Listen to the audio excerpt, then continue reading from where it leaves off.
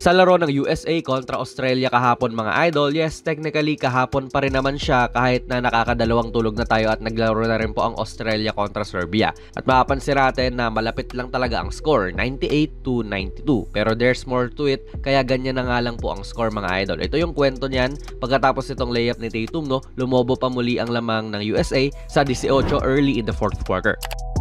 Nakascore ang Australia pero si Lebron heto pumoposte ngayon kontra kay Josh Green.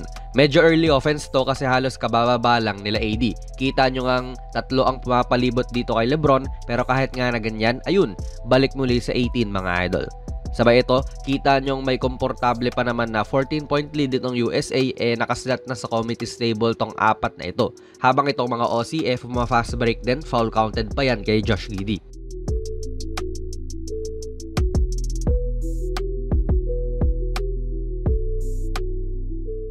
Nga pala mga idol, ang video na ito ay sponsored ng 1xBet, ang isa sa mga trusted betting sites dito sa Pinas at sa ibang bansa.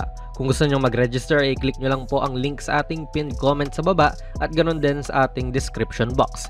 I-type nyo na rin ang ating promo code na JONASPB at maaari kang makakuha ng up to 12,000 pesos na bonus points sa inyong unang deposit. Maaari kang mag-bet sa mga sporting events like NBA, UFC, Wimbledon at marami pa pong ibang sports. Siguraduhin lang syempre na maging responsable sa inyong pag-bet. Now, yung lima ngayon sa court ay sina Bam, AD, Holiday, Booker, pati Haliburton. Okay pa rin yung size nito mga idol at papalag pa talaga. Sabay 11 na lang po ang kalamangan pero hindi yun yung makulit na ginawa ni Coach Kerr dito. After less than 1 minute mula niyan, ayan na, si AD pinaupo at ang lineup na ngayon ng USA dito ay si Edwards, Bam, Booker, Holiday, pati Haliburton. Sobrang kakaibang lineup nga ito kasi 4-guard lineup yan na feel ko naman pag yung tunay na laro na, pag Olympics na hindi talaga gagawin ni Steve Kerr. Sobrang unconventional yung ginawa niya rito, sabay 6 na nga lang din ang lamang nila. So dito mo talaga makikita na since practice lang ayaw pa talagang mag full force ng USA at nagaganitong lineup pa nga kasi feel ko trip lang nila.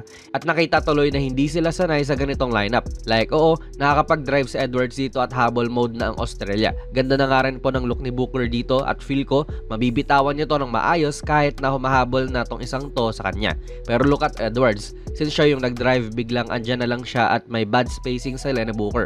Di tuloy naka-atake. Pero good recognition din yan kay Ant kasi siya na yung nag-adjust. Hindi nila makita rin na si Bam may maliit na patty meals dito sa ilalim. Then tumigil ang bola kay Edwards ulit, mga nakatayo na lang din yung mga kasama niya.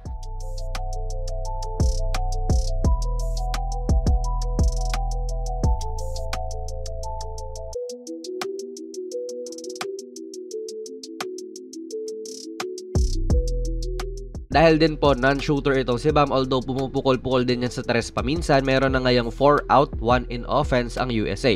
Pero yun nga, pwede pa rin magganto yung US nang hindi puro gwardiya yung nandyan. Sina KD tapos si Tatum, swak din for spacing talaga. Nagkataon din na si Mills na naman ang tumatapat sa kanya, so bigla ang double team to kay Bam ngayon. May something pa rin na na-exploit itong mga Amerikano at ganda rin ang pagkakakat ni Booker. Dahil dyan, siya rin dalawa na ang sumama. Solid cut din, so good look to kay Hali.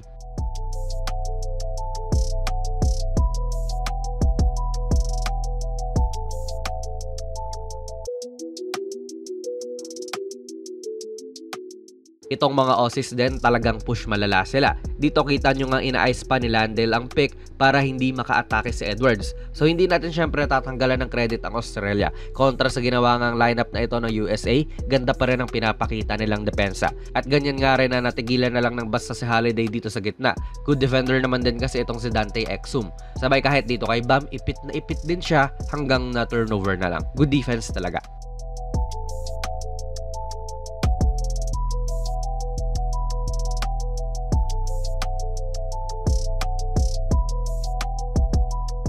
Dahil nga rin sa maliit na lineup na ito, tapos ayan si Bam naman nahuhuli pa, yung mga tulad ni Giddey na 6'9 mangingibabaw din. Ang sasalubong lang naman sa'yo dyan ay si Edwards tapos Booker na hindi nga rin naman mga rim protectors talaga.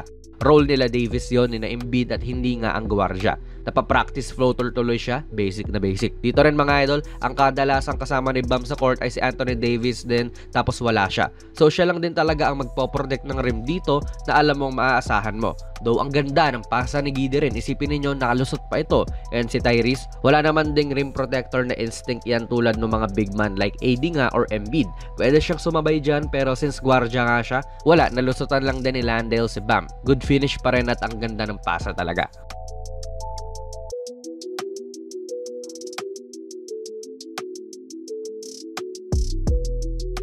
Kaya feel ko talaga safe to say na hindi natin makikita yung lineup na ito ng USA sa mismong Olympics. Exhibition game pa nga lang, at kung gusto talaga dumiin ng mga Amerikano, malamang nilagay ni Coach Kerr si Steph sa final lineup nila. Syempre sa team na ito, siya yung may pinaka-knowledge sa sistema ni Coach Kerr. Of course, si LeBron din isasama, tapos si AD rin na nagkaroon ng monster game sa laro na ito. Pero wala nga, kasi practice lang naman din. More on, hindi sila successful sa lineup na ito talaga, walang gaanong rim protection, and obviously, yung mga stars nga na iniisip ng mayorya sa atin ay mga nakaupo. Pero na-survive pa rin naman nila kahit napakaganda at napakahigpit ng depensa ng Australia. Salamat sa mga timely baskets na Haliburton pati ni Devin Booker. Okay, sana to bilang practice nga ng patapos na lineup ng USA, pero hindi natin talaga nakita. Pero para sa inyo ba, sino ang best na finishing lineup ng mga Amerikano? Ilagay nyo lang po ang inyong mga komento sa ating comment section sa baba. Plug na rin natin ang ating very first merch mga idol. Ako ang nag-design nitong mala vintage na Kobe shirt. 689 lang yan. At ayan po ang nilalaman kapag bumili ka. PM lang kayo sa ating Facebook page for more info, idol. Kung nagustuhan nyo po ang ating video ay pipindot na lang idol ng like button. Mag-subscribe ka na rin sa ating channel. At ako nga pala si Jonas PB, and as always, hanggang sa muli.